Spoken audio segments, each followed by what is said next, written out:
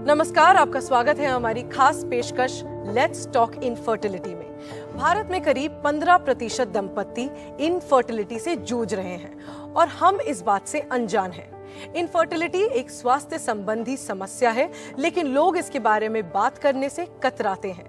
लिहाजा उन्हें इनफर्टिलिटी के कारणों के बारे में जानकारी नहीं है। ज्ञान की कमी के कारण हजारों लोग इसे सहते रहते हैं और बहुत कम लोग इलाज करवाते हैं। इनफर्टिलिटी को समझने के लिए हमें इसकी व्यापकता, इसके पीछे के कारण और इसका हल कैसे निकाल सकते हैं, ये सब जानना जरूरी है। और लेट्स टॉक इनफर्टिलिटी मुहिम के जरिए हमारा मकसद यही करना है। अगले चंद हफ्तों में हम इस समस्या पर जागरूकता जगाने की कोशिश करेंगे, साथ ही इनफर्टिलिटी से जुड़े कुछ भ्रम दूर करने की कोशिश करेंगे और उसके इलाज के बारे में आपके सवालों के जवाब देंगे। ज्यादा जानकारी के लिए आप हमारी वेबसाइट पर लॉग ऑन कर सकते हैं। आईवीएफ संबंधित आप अपने सवाल और चिंताएं हमें बता सकते हैं। जो सवाल आप हमारी वेबसाइट पर पूछेंगे, उनका जवाब 8 फर्टिलिटी क्लिनिक्स के विशेषज्ञ हमें देंगे। आज हमारे साथ जुड़ रहे हैं डॉक्टर पारुल कटियार, जो कि है को medical director 8 fertility clinics India से, डॉक्टर मीनाक्षी दुआ, जो 8 फर्टिलिटी क्लिनिक्स गुड़गांव से हैं, डॉक्टर नीना मल्होत्रा, जो है professor department of obstetrics and gynaecology at AIIMS, और प्रशांत सिन्हा, जो है को फाउंडर एंड सीओओ मॉम्सप्रेसो से। हमारे साथ जुड़ रहे हैं रिंकू शाह, जो है फाउंडर फिटनेस टू फ्लैश से। मेरा पहला सवाल आपसे डॉक्टर पारुल कटियार, इनफर्टिलिटी किस वजह से होती है और भारत में ये समस्या कितनी फैली हुई है? क्या ये सिर्फ महिलाओं तक ही सीमित है? नमस्कार। अगर हम आंकड़ों की बात करें तो यह माना जाता है कि इंडिया में, हमारे देश में 15% जो कपल्स है, दंपत्ति, वो इस समय बांझपन से या इनफर्टिलिटी से जूझ रहे हैं। इसका मतलब कुछ करोड़ लोग हैं जिनको यह समस्या है करेंटली हमारे देश में। और ये भी हम सबको पता है कि एक स्वस्थ बच्चे के लिए ना केवल एक अंडे की और उसके स्त्री के गर्भ की जरूरत होती है, पर साथ ही साथ शुक्राणु की भी जरूरत है। इसलिए यह केवल महिला की समस्या नहीं हो सकती, क्योंकि शुक्राणु या फिर जो मेल स्पर्म्स है, उनका भी उतना ही बड़ा योगदान है एक स्वस्थ बच्चे के लिए। अगर कारणों की बात करें तो कारणों में यह 3: अंडे में कोई परेशानी होना, यूट्रस में या गर्भ में कोई परेशानी होना, या फिर स्पर्म में या शुक्राणु में कोई परेशानी या खराबी होना, इन सभी कारणों से दंपत्ति को बांझपन से जूझ सकते हैं। जी बिल्कुल। और डॉक्टर मीनाक्षी दुआ, रिप्रोडक्टिव मेडिसिन एक नया क्षेत्र है, इसके विकास में शोध की क्या भूमिका होती है आपके हिसाब से, और क्या इस बारे में दुनिया में काफी काम हो रहा है? भारत में इसकी क्या स्थिति है? रिसर्च या शोध ने बहुत ज्यादा इम्प्रूवमेंट करवा दी है पूरे आईवीएफ टेक्नोलॉजी में और इनफर्टिलिटी में। अगर हम देखें तो जहां हमारे पास 5% दंपत्ति ही सिर्फ प्रेग्नेंट हो पाते थे आईवीएफ से, आज 50% से ज्यादा पहली बार में प्रेग्नेंट हो जाते हैं, और ये सिर्फ रिसर्च की वजह से पॉसिबल हो पाया है। हमारे इंक्यूबेटर सिस्टम्स बदल गए हैं। कहाँ हम पहले एक बड़े बॉक्स वाले इंक्यूबेटर में सारे एम्ब्रियो को एक साथ रखते थे और अगर एक को भी चेक करना है तो बाकी सब डिस्टर्ब होते थे। अब हमारे पास बेंच टॉप इंक्यूबेटर्स हैं, जिसके अंदर हर दंपत्ति के एम्ब्रियो अलग अलग रखे जा सकते हैं और सिर्फ जिसको देखना है, जिसको इवैल्यूएशन की जरूरत है, उसी को खोलेंगे, बाकी सबको नहीं खोलेंगे। इनफैक्ट ऐसे इंक्यूबेटर्स भी हैं जिसमें कैमरा लगे हुए हैं, जिसको हम एम्ब्रियोस्कोप कहते हैं, जिससे हम बिना उनको टच किए, बिना डिस्टर्ब किए, हम उनके अंदर की गतिविधि को जान सकते हैं। वो औरतें जिनके पास यूट्रस नहीं है, वो सरोगेसी के थ्रू अपना खुद का जेनेटिकली बच्चा पैदा कर पाती हैं। वो भी रिसर्च की वजह से बेटर हो गया है। जी बिल्कुल। और प्रशांत सिन्हा, अगर मैं अपना अगला सवाल आपसे पूछ सकूं, आप महिलाओं के लिए भारत के सबसे बड़े पेरेंटिंग प्लेटफॉर्म और कंटेंट प्लेटफॉर्म से जुड़े हैं। आप कई भारतीय भाषाओं में महिलाओं के साथ जुड़ते हैं। महिलाएं अपनी इनफर्टिलिटी की समस्याओं के बारे में कितना खुलकर बात करती हैं आपके हिसाब से?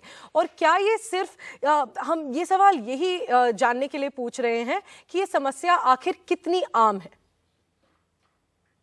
तो पिछले कुछ सालों में हमने प्लेटफॉर्म पे देखा है, यहाँ करोड़ों कॉन्वर्सेशन होते हैं। महिलाएं काफी बात कर रही हैं फर्टिलिटी के बारे में, पहले नहीं करती थी फर्टिलिटी के बारे में। और खासकर अगर लेवल 2, लेवल 3 टाउन्स में देखें तो अवेयरनेस तो है इनफर्टिलिटी के बारे में, बढ़ गया है काफी, बट क्वालिटी ऑफ अवेयरनेस भी इश्यू है। तो लोगों को पता नहीं है कितना एक्सपेंसिव होता है, क्वालिटी कितना टाइम लग सकता है, कितना कॉम्प्लिकेशन है। इन सारों के बारे में काफी क्वेश्चंस हो रही हैं हमारे प्लेटफॉर्म पे, अगर आप पहले लेवल पे देखोगे तो। दूसरे लेवल पे देखो तो हर टाउन, जैसे लोअर टाउन क्लास में जा रहे हैं, वहां women are themselves to blame. तो आपको लगता है हमारी गलती, हमारे प्रॉब्लम से पूरे परिवार को प्रॉब्लम हो रहा है, एंड उसके लिए हस्बैंड्स को उतना ब्लेम नहीं किया जा रहा है। और हस्बैंड्स का द होल डिस्कशन में उनका काम सिर्फ पैसे जमा करना है और साथ में एश्योरेंस देना है। तो उनका पार्टिसिपेशन रैशनल लेवल पे है, इमोशनल लेवल पे नहीं है। वो हम देख रहे हैं अपने प्लेटफॉर्म पे। अब ये जान लेते हैं कि असल समस्या आखिर है क्या। इनफर्टिलिटी की समझ और इसके इलाज में आने वाली रुकावटें आखिर कहाँ हैं। एक आम समस्या है जानकारी की कमी, चर्चा की कमी और जागरूकता की कमी। आप खुद देखिए। क्या आपको पता है IVF क्या है? When the woman is not able to conceive the child, they undergo such processes, medical processes, where I guess there are many ways to conceive. The baby is not fertilized inside the body of the female. Rather, the egg and the sperm is collected and it's been fertilized inside a artificial lab. It's like if you can't conceive, there's a process where you can, there's a sperm thing that babies are being born, they're being fertilized out of the woman's body. Getting a child outside by using ways of test tube babies, for example. If मतलब कि अगर जो mail और female अगर वो नहीं कर पा रहे हैं बेबी इन नेचुरल वेज, तो उनके पास एक जरिया है करने के लिए वो IVF. It's the test tube babies. I just know about that. क्या IVF और सरोगेसी में कोई अंतर है? I don't know about it. No, not really. I have no idea. Surrogacy is when both of the parents give their genes, right? But in IVF, if the male is infertile, they can have a sperm donor. You are taking a worm outside the natural mother. क्या infertility सिर्फ महिलाओं की समस्या है? In India, of course, everybody blames the women. The stereotypical way in which we look at infertility is that it's the woman's problem. I would believe a male issue, ma'am. Yes, because I've never heard, not mostly heard, female being infertile. मेरा अगला सवाल प्रशांत सिन्हा आपसे। महिलाएं अपनी infertility की समस्याएं कितना समझती हैं और आपने दोनों महिलाओं और पुरुषों की जागरूकता का क्या स्तर अभी तक देखा है? उदाहरण के लिए, क्या फर्टिलिटी को सरोगेसी के साथ कंफ्यूज किया जा सकता है? तो इनफर्टिलिटी के क्वेश्चंस तो काफी ज्यादा हमारे प्लेटफॉर्म पे आती हैं। सरोगेसी अभी भी, बिकॉज हमारा प्लेटफॉर्म में 90% भाषाओं में बात होता है, 10% सिर्फ इंग्लिश होता है, तो इंग्लिश पे सरोगेसी का क्वेश्चंस एंड आंसर्स काफी हो रहे हैं। और जो लैंग्वेजेस में हमने देखा है, सरोगेसी को अभी भी लोग रिच लोग या एफ्लुएंट लोगों के बारे में सोचते हैं कि वो लोग कर सकते हैं, हम नहीं कर सकते हैं। तो जानकारी सरोगेसी के बारे में कम है, इनफर्टिलिटी के बारे में ज्यादा है। ऑल्दो जैसे मैंने पहले बोला, क्वालिटी ऑफ इंफॉर्मेशन बहुत अभी भी ग्रेट नहीं है, लोगों को पूरा जानकारी नहीं है किस तरह का प्रोसेस फॉलो करना पड़ता है फर्टिलिटी के लिए। डॉक्टर नीना मल्होत्रा, अगला सवाल आपसे। आप भी कई तरह की मरीजों को देखती हैं, क्या आपके अनुसार ऐसी दंपतियों को इलाज करवाने से क्या चीजें रोकती हैं? रुकावटें कहाँ आ रही हैं? देखिए, रुकावटें हैं जो हम समझते हैं कि ऐसे दंपत्ति हमारे पास अमूमन देर से आते हैं और उसके कारण काफी हो सकते हैं। एक हो सकता है सामाजिक कारण। सामाजिक तत्व ऐसे हैं जिससे वो दाम्पत्य आ ही नहीं सकते। निसंतान होना हमारे समाज में एक स्त्री और महिला की ही परेशानी मानी जाती है। इसके बदले कि ये एक दाम्पत्य की परेशानी है और पुरुष भी इस समस्या में उतने ही रिस्पॉन्सिबल हैं, ये समझना बहुत जरूरी है। और ये सोच करके वो संकोच करते हैं और हमारे पास बहुत देर से आते हैं। दूसरी समस्या ये है कि अगर हम बड़े शहरों में देखें, आजकल सब लोग अपने करियर की तरफ, अपनी जॉब को और अपने इस एस्पेक्ट को प्रमोट कर रहे हैं और उनका निसंतान होना जब तक उनको पता लगता है काफी देर हो जाती है। तो हम बड़े शहरों में और मेट्रोपॉलिटन सिटीज में इसका भी ये कारण मानेंगे। और जिस तरह से हम समझते हैं कि हमारे अस्पताल में, जो कि एक पब्लिक फंडेड हॉस्पिटल है जहां पर बहुत ज्यादा मरीज के पास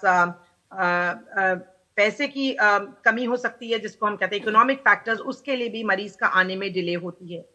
जी, और रिंकू शाह, आप एक स्वास्थ्य फिटनेस कोच हैं। आपकी कम्युनिटी फिटनेस टू फ्लैश महिलाओं को आत्मविश्वासी बनने और एक स्वस्थ जीवन शैली जीने में मदद करती है। आपने कई बार फर्टिलिटी के बारे में भी बात की है। आपके अनुभव में फर्टिलिटी और इनफर्टिलिटी के बारे में बात करने के लिए महिलाएं कितना खुली हैं अभी तक, और हम उनमें ये विश्वास कैसे ला सकते हैं? हाँ, तो जब से मैंने स्टार्ट किया था ये कम्युनिटी, और अगर मैं अपनी जर्नी बोलूँ 6 साल की, तो अब हमें लगता है कि बहुत विमेन जो ये सफर कर रही है, एंड ऑफ कोर्स उसकी वजह भी है दैट हम ये कम्युनिटी में यूजुअली बात करते रहते हैं that what can be the causes, कि उनके लिए आप क्या कर सकते हो, हाउ आपकी लाइफस्टाइल आप अगर इम्प्रूव करो तो इट कैन बेनिफिट आपकी जर्नी में। और अब वुमेन थोड़ी ओपन अप होने लगी है, पर अगेन क्या है यहाँ पे कि ये सब क्लोज कम्युनिटी है, मतलब जो इनके पार्ट है अभी भी वो पब्लिकली इतना खुल के नहीं बोल सकती, पर at least we have reached here 6 साल में कि वो अपनी खुद की whatever स्ट्रगल जो उनकी है, जो वो अपने पार्टनर या पेरेंट्स या फ्रेंड्स के साथ नहीं शेयर करती, वो हमने देखा है कि वो कम्युनिटी पे आके अब बात करने लगी है। और इनको एंकरेज कैसे करते हैं इज मेनली जब हम ज्यादा से ज्यादा कंटेंट इस पर हम पोस्ट करते हैं, और हमें दिखता है कि यू नो पीपल एसोसिएट कर रहे हैं, पीपल लिंक कर रहे हैं। कोई वेल विशर्स होता है, कोई होता है जिनको सक्सेस मिली है, कोई होता है वो भी जो ऑलरेडी ये जर्नी से जा रहा है या अपना मन बना रहा है कि ये जर्नी के लिए हमें जाना चाहिए कि नहीं। तो ये सब अवेयरनेस जब हम शेयर करते हैं, हमने देखा है मोर एंड मोर विमेन हमारे ग्रुप में पार्टिसिपेट करती है। तो एंकरेज हम कंटेंट से करते हैं, एंड वो अभी तक सक्सेसफुल रहा है, सो आई एम ग्लैड। जी, और मेरा अगला सवाल आपसे डॉक्टर पारुल कटियार, अगर इनफर्टिलिटी भारत में ऐसा इशू है तो क्लिनिक्स इसका सीधी तरह से समाधान कैसे निकालेंगे? एक संस्थागत तरीके से आप इनफर्टिलिटी से निपटने के लिए किस तरह की क्षमता और सामर्थ्य का निर्माण कर रहे हैं फिलहाल? देखिए, अभी तक जो डिस्कशन हुआ है उसमें एक चीज बहुत क्लियर निकल के आ रही है कि इनफर्टिलिटी एक मेडिकल प्रॉब्लम तो है, बट उसके साथ एक बहुत बड़ा इंपॉर्टेंट एस्पेक्ट है, वो है उसका social stigma. So as a clinic हम लोग मेडिकल एस्पेक्ट को तो हमेशा उसको एड्रेस करने की कोशिश करते हैं, साथ ही साथ में हम लोग डिफरेंट प्लेटफॉर्म पे जाके कोशिश कर रहे हैं कि इसके बारे में सबसे पहले इंफॉर्मेशन दे, लोगों को समझाए कि ये एक नॉर्मल हर किसी डिफरेंट डिजीज की तरह ही ये भी एक बीमारी है। और इसके साथ में हमें अगर किसी को ये है तो जरूरी नहीं है कि हम इसको लेके उनको शर्म करें या उसको लेके बाहर ना निकले। अगर वो जितनी जल्दी अपनी बीमारी के लिए बाहर आएंगे और उसके बारे में बात करेंगे, उतनी ही जल्दी उनको उसका समाधान मिलेगा। जी बिल्कुल। और डॉक्टर मीनाक्षी दुआ, मेरा अगला सवाल आपके लिए, इनफर्टिलिटी की बात होती है तो उसके प्रति भेदभाव भी होता है। आपके तजुर्बे में पुरुषों की इनफर्टिलिटी क्या होती है, इसकी स्थिति क्या है, और भारत की बाकी दुनिया के मुकाबले क्या स्थान है फिलहाल? पुरुषों की इनफर्टिलिटी बिल्कुल औरतों के बराबर ही देखी गई है। ये सच्ची बात है कि बच्चा पैदा करना एक औरत का काम है, लेकिन बिना आदमी के योगदान के वो बच्चा नहीं हो सकता है। तो इट इज इक्वल 50-50% चांस होता है औरत की तरफ से आने का और आदमी की तरफ से आने का। पर ये बहुत देखा गया है कि हर चीज, जैसे सभी ने कहा, कि औरतें ही हैं जो पहले इनिशिएट लेती हैं। उसका एक बड़ा कारण ये भी है कि औरतें जब पैदा होती हैं तो एक फाइनाइट नंबर ऑफ एग्स के साथ पैदा होती हैं, और पैदा होने के बाद वो एग्स खत्म होने शुरू हो जाते हैं। जबकि आदमी 80 साल का भी होगा तो वो 1-2 शुक्राणु से भी वो बाप बन सकता है। तो थोड़ा सा ओनस औरत पे ज्यादा आ जाता है। बट यस, अगर आदमी में शुक्राणु नहीं है तो वो 2 शादी, 3 शादी, 4 शादी जितनी मर्जी कर ले, वो बाप नहीं बन सकता है। उसको किसी ना किसी असिस्टेंस की जरूरत पड़ेगी। तो इट इज इक्वल, दोनों की तरफ बराबर रिस्पॉन्सिबिलिटी। और साइंस की तरफ से भी देखा जाए तो दोनों का जो कारण भी है वो भी बराबर देखे गए हैं। जी बिल्कुल, धन्यवाद हमारे सवालों का जवाब देने के लिए। अभी वक्त है एक छोटे से ब्रेक का, और जब हम लौटेंगे तो हम हल और समाधानों की बात भी करेंगे। हमसे जुड़े रहिए।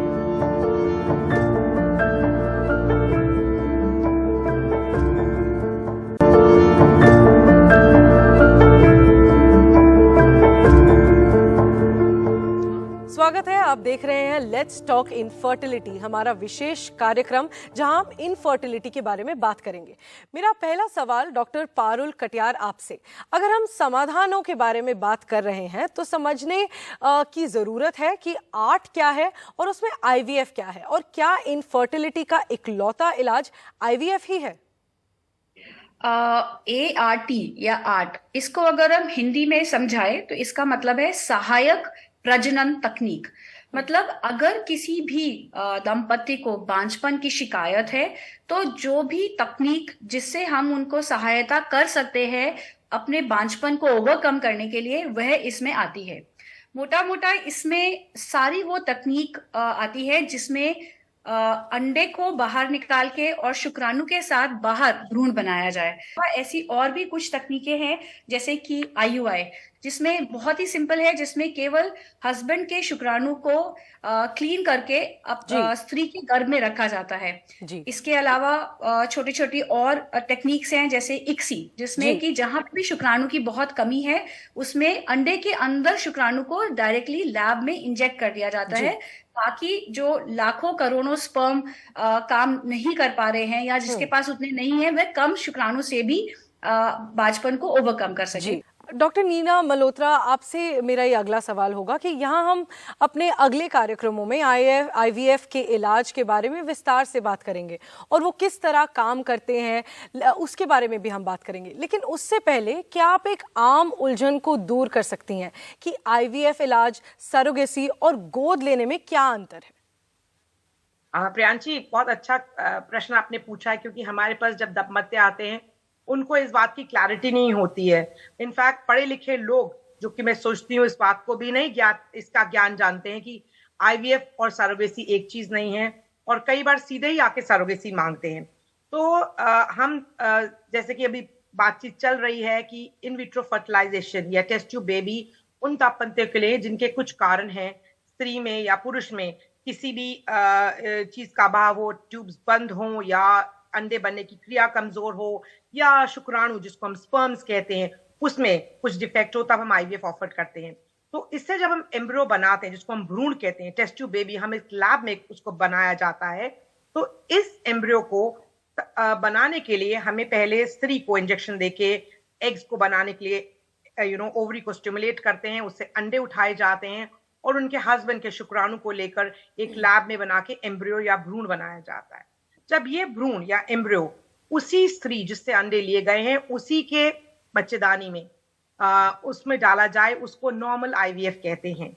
पर कुछ कारणवश हो सकते हैं जिसमें उनके बच्चेदानी में कुछ रोग है या कुछ दोष है, जिसके वजह से ये भ्रूण या एम्ब्रियो उनके बच्चेदानी में नहीं डाला जा सकता, उसके गर्भ लेने की कैपेसिटी या क्षमता नहीं है, जिसमें कुछ मेडिकल प्रॉब्लम्स हो सकती हैं। उस कंडीशन में जब हम किसी और स्त्री जो कि जिसके पहले से संतान हो चुकी हो उसमें वो एम्ब्रियो और भ्रूण को डालते हैं, उसको सरोगेसी कहते हैं। जी बिल्कुल। और रिंकू शाह, आखिरी सवाल हम आपसे पूछते हैं। यह एक जागरूकता अभियान है, आप एक परीक्षित फिटनेस और न्यूट्रिशन गाइड हैं और आप फिटनेस के माध्यम से अपने शरीर, हार्मोन्स और फर्टिलिटी के संतुलित करने की बात करती हैं। हमें बताइए कि महिलाओं की फर्टिलिटी में फिटनेस कैसी भूमिका निभाती है और आप उन सभी महिलाओं को क्या संदेश देना चाहेंगी जो हमारा शो इस वक्त देख रही हैं और जिन्हें इनफर्टिलिटी की समस्याएं हो सकती हैं। पहले तो मैं ये बोलना चाहूंगी कि एक मिथ है कि आप जब भी ट्रीटमेंट के लिए जाने वाले हो या आप ट्रीटमेंट के लिए प्रिपेयर कर रहे हो, आप फिटनेस को छोड़ देते हो, तो वो मत करिए। Fitness is very very important. अगर आप वर्कआउट भी कर रहे हैं, मैं नहीं बोल रही हूँ कोई एग्रेसिव वर्कआउट करे, या आप कोई भी, इट कैन बी वॉकिंग और it can be as simple as 15 minutes आपने योगा कर लिया या मेडिटेशन कर लिया, पर आप वो कंटिन्यू करिए, बिकॉज उससे हॉर्मोन्स पे बहुत ज्यादा इफेक्ट होता है और वो पॉजिटिव इफेक्ट होता है। तो एक तो पहले वो बात। दूसरा, अपना ख्याल आपको खुद रखना है। हम नहीं बोल रहे कि आप एक घंटे जिम जाइए या 2 घंटे एक्सरसाइज करिए और अपना डाइट पूरा छोड़ दीजिए, बिकॉज डाइट भी बहुत बहुत इंपॉर्टेंट रोल प्ले करता है जब भी आप ये ट्रीटमेंट करते हो या आप इनफर्टिलिटी से एब्सोल्युटली वो जर्नी पे आप हो। तो डाइट बहुत इंपॉर्टेंट है। मोस्ट ऑफ द टाइम क्या होता है कि महिलाएं खाना ही छोड़ देती है कि उनको ना वेट लूज करने बोला है डॉक्टर ने, पर डॉक्टर ने यूजुअल मेनली बोला होता है कि आप थोड़ा लाइफस्टाइल चेंज कीजिए। सो आप ज्यादा प्रोटीन खाइए या कम कार्बोहाइड्रेट्स खाइए। तो ये बहुत इंपॉर्टेंट है कि आप एक बैलेंस रखिए और कोई भी चीज ड्रास्टिकली ना करे to support this particular treatment. So मेरा यही कहना है। और अगर आपको अकेले फील हो रहा है, आप किसी से कुछ शेयर करना चाहती है, हमारी कम्युनिटी है, तेरा बहुत सारे फोरम्स है, आपके डॉक्टर से भी आप बात कर सकते हो। जस्ट बी ओपन जी। और सबको all the best and baby dust जो भी ये जर्नी में है, I wish you all the luck. जी, आप सबका बहुत बहुत धन्यवाद हमसे जुड़ने के लिए। आज की हमारी चर्चा यहीं पर खत्म होती है। ज्यादा जानकारी के लिए आप हमारी वेबसाइट पर लॉग ऑन कर सकते हैं। आईवीएफ संबंधित आप अपने सवाल और अपनी चिंताओं के बारे में हमें पूछ भी सकते हैं। जो सवाल आप हमारी वेबसाइट पर पूछेंगे उनका जवाब 8 फर्टिलिटी क्लिनिक्स के विशेषज्ञ हमें देंगे। कार्यक्रम खत्म करने से पहले आइए सुनते हैं उन दंपतियों से जिनके लिए आईवीएफ एक वरदान साबित हुआ। यहाँ पे डॉक्टर रिचा जगताप के पास जब आई मैं, तभी वो मेरा 6th IVF था। तो मैंने उसको डायरेक्टली पूछा कि डॉक्टर रिचा जगताप, मैंने इतना पैसा अब तक मेरा खर्चा हुआ है, अगर सच में पॉसिबल होगा, मैं कंसीव कर पा रही हूँ तो ही मैं ये ट्रीटमेंट करूंगी, नहीं तो मेरे पास मेंटली और फाइनेंशियली बिल्कुल भी मेरे में दम नहीं है अभी। तो उसने मेरे आई थिंक 1 या 2 टेस्ट किए और वो भी टेस्ट एकदम सिंपल थे। मेरे को तो पता भी नहीं चला कि मेरा कोई टेस्ट हुआ। और स्पेशली मुझे डायबिटीज और बीपी का भी प्रॉब्लम है, तो फिर उसने वो सब भी मेरा हैंडल किया। 2 मंथ्स में सारे टेस्ट वगैरह मेरे किए डॉक्टर रिचा जगताप ने, और बाद में उसने मेरा वो पिकअप और ट्रांसफर किया। और मतलब मेरे लिए तो बहुत ही सिंपल था ये प्रोसीजर, कुछ भी डिफिकल्ट नहीं था।